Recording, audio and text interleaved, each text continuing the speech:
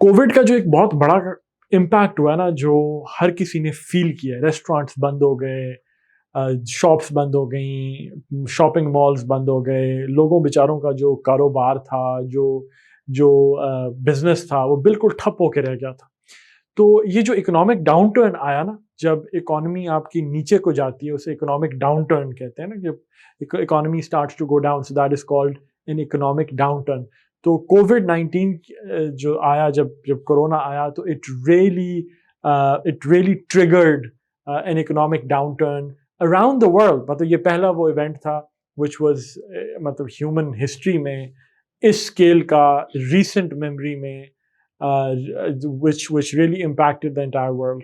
तो हम ये कहेंगे कि when COVID-19 happened, it triggered an economic downturn globally, it triggered an economic downturn around the world, जिससे लोगों को बहुत मायूसी हुई, बहुत से बिजनेस जो हैं वो ठप हुए। ये एक नाउन है, इकोनॉमिक डाउनटर्न।